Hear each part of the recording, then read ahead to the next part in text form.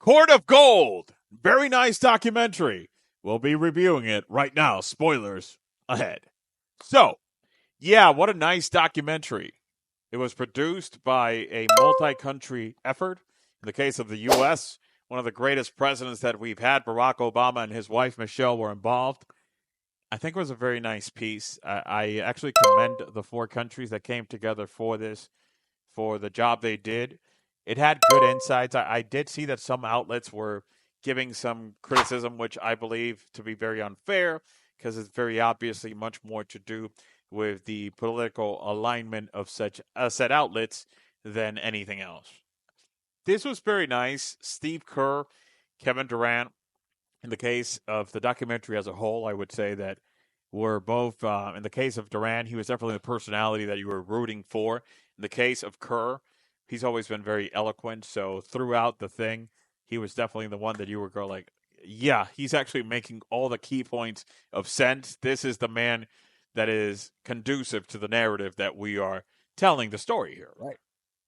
Nicolas Batum from France, man, he really felt like the underdog that you wanted to root for. And at the same time, it's like, as much as he was like from Team France, the one that much more felt like, woo, woo, up you go, buddy.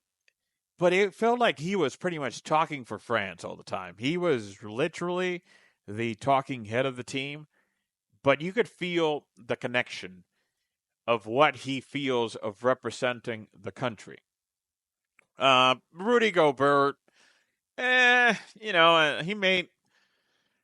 I don't know. It's like with Rudy, it happens the same thing in the NBA. It's like, well, he's there, and he's a center that plays basketball. No connectivity with his personality. I think that with Rudy, I don't know. I mean, especially after the whole COVID-19 thing when it started, I'll be honest. I'm not one pro holding grudges and stuff, but the level of stupidity that he demonstrated of joking around with the virus back then, I don't know. I already found him to be not interesting before that, and I've just not been able to disassociate him from that level of stupidity. So for me, he was like, whatever. Victor Wembanyama, however, very nice, but at the same time, it actually made me remember. Oh, you're right. He's just a kid. He's 20 years old.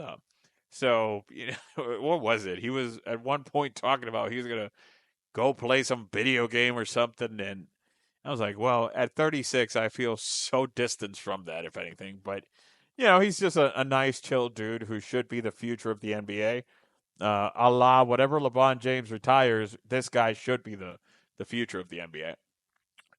Canada, it was interesting because this documentary was so well done that even Dylan Brooks actually came out somewhat likable. It was interesting. We actually got to see a layer of Dylan Brooks, of how connected he is with his mother and with the family. So it was one of those things I was like, holy shit. So this guy is pretty much just playing a gimmick. There is no way that if you had no idea what basketball is and I show you who this guy is, Dylan Brooks, and then I go ahead and I show you the Dylan Brooks on the court, and you see both, you're like, what the fuck? Are they the same? It's tough to feel. But yeah, Dylan Brooks actually came off as a nice, likable dude. Sometimes he even came off like a little shy. Shea, he definitely was trying to make Canada go for it all. They had a good run. That team is good. That team is very good. They play very well organized. In the case of Jokic and Serbia, man, by the way, what great players have we seen from Serbia? There was a very interesting talking point that came up, and definitely not brought up by Jokic. Again, Jokic, best player in the world. But man, I wish he actually had a personality. I cannot relate to how, chill Jokic is, if anything. What a monster player. Nonetheless, there was a very interesting point that was brought to the table. I want to say it was Vlade Divac. In case you don't know, Vlade Divac was traded for Kobe Bryant back in the day. Hornets, Lakers, 96 draft. Yes, that happened. So Vlade Divac was mentioning a subject that I was not necessarily expecting to see, but it's very true. He was talking about how in 92, the team for Serbia, then Yugoslavia, if they would have had a chance to face the 92 Dream Team, he actually says about the chances that they had to clash and even win. And you know what? He ain't wrong. That 92 team, it needs a revision. I remember that when the Olympics were coming around and this team was actually formed for the U.S., I was like, oh, fuck, this team is stacked. Crazy. And there was people trying to say, like, this might be the best team formed since 92. I'm like, son, shut the fuck up. The 92 team is so fucking overrated. All due respect, Larry Bird, beast, legend. He was scrub, pretty much. Magic Johnson, he was allowed to play in the Olympics, a la after he was pushed out because of a situation with AIDS from the NBA. Christian Laettner was in that team. Yeah, granted, was he just coming off the NCAA? Blah, blah, yeah, great. There's the comment that if MJ prevented Isaiah Thomas from being in the team, whatever, dude, when you really see that team, it's not only that the 2024 team was much better than the 92 Dream Team. The U.S. has had various teams better than the 92 Dream Team. But hey, we can't touch it because MJ was there. And you know how well protected that guy is, right? Very well protected. Bullshit. So, anyways, it was a very good tucking point. I think that Vlade is on point. It would have been, to say the least, a very fair matchup if Serbia would have matched up with the U.S. I think it would have been, if nothing else, a very dramatic, close game. And Yugoslavia was going through a tough situation, which is also conversed by them in that part with all that civil war they were going through. That's tough. So now the fact that they have Jokic, the best player in the world, all the points that they said about how Jokic can actually change and give you a chance to win any night, yeah, it's he's really in that very weird level in which obviously LeBron James has pretty much been all his career. Maybe at 40, not so much. That he can impact the game in a way that if he's out there, you have a legit chance to win. He's there. And obviously, he's going off with Shea in the MVP race. It's very funny in real time now, talking about days ago. Malone was actually talking, Coach Malone, regarding the numbers for Jokic and Shea. And Shea has been in a scoring spree that has been tremendous. But man, Jokic's numbers, damn. That guy is, wow, such a freak indeed. Such a freak. He is something else. And yeah, like for Canada, that team, and they did say it at one point, so did France, stress on the fact that they play constantly versus the U.S., who, yes, they tend to pick up 3 weeks, a month before, boom, let's play, boom, done. The connections that these other players build, and yeah, I'll say like, yeah, the NBA, they're playing, whatever, it's not the same. Still, and I remember my mom was actually watching parts of this with me.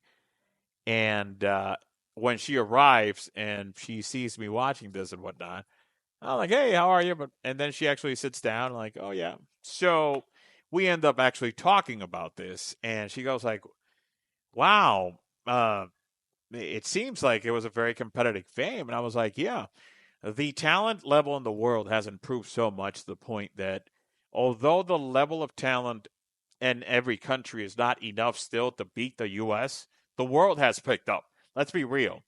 A world team right now is very possible that it could beat the shit out of the U.S. Times have changed.